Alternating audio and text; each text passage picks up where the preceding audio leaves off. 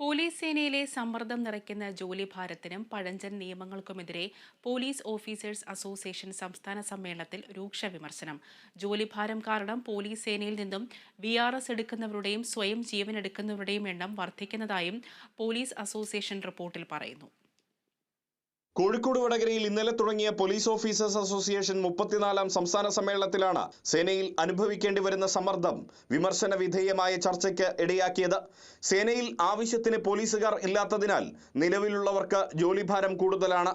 ഉന്നത ഉദ്യോഗസ്ഥർ നൽകുന്ന സമ്മർദ്ദം കൂടിയാകുമ്പോൾ പിരിമുറുക്കത്തോടെ ജോലി ചെയ്യേണ്ട ഗതികേടിലാണ് പോലീസുകാരുള്ളത്. അതിനാൽ തന്നെ SA ടെസ്റ്റ് എഴുതി പോലീസിലെത്തിയ അവസാന ബാച്ചിലെ പലരും മറ്റു ജോലികൾ തേടിപ്പോയി. പോലീസിൽ നിന്നും VRS എടുക്കുന്നവരുടെ എണ്ണവും വർദ്ധിച്ചു. സ്വയം ജീവനൊടുക്കുന്നവരുടെ എണ്ണവും മുൻപത്തേതിനേക്കാൾ വർദ്ധിച്ചിട്ടുണ്ട്.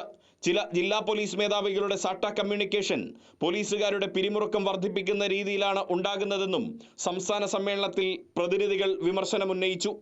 കൂടുതൽ നിയമങ്ങൾ വന്നതോടെ രജിസ്റ്റർ ചെയ്യപ്പെടുന്ന കുറ്റകൃത്യങ്ങളുടെ എണ്ണം വർദ്ധിച്ചു. എന്നാൽ സേനയിൽ 40% പോലീസുകാർ മാത്രമേയുള്ളൂ.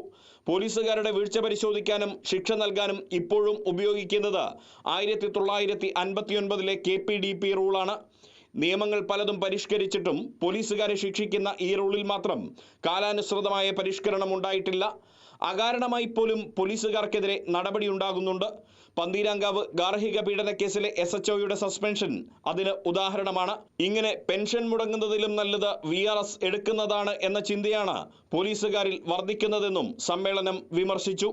ആയാസരഹിതമായി തൊഴിലെടുക്കാനുള്ള സാഹചര്യം തങ്ങൾക്കുണ്ടാവണം. ഈ സമ്മർദ്ദത്തെ അതിജീവിക്കാൻ അല്ലെങ്കിൽ സാധിക്കില്ലെന്നാണ് പോലീസുകാർ വ്യക്തമാക്കുന്നത്. ഇക്കാര്യം ചൂണ്ടിക്കാട്ടി സർക്കാരിലും ഉന്നത മേധാവികളിലും സമ്മർദ്ദം ചെലുത്താൻ തന്നെയാണ് പോലീസ് ഓഫീസേഴ്സ് അസോസിയേഷന്റെ തീരുമാനം. Riyas KMR, Kerala vision news, Kozhikode.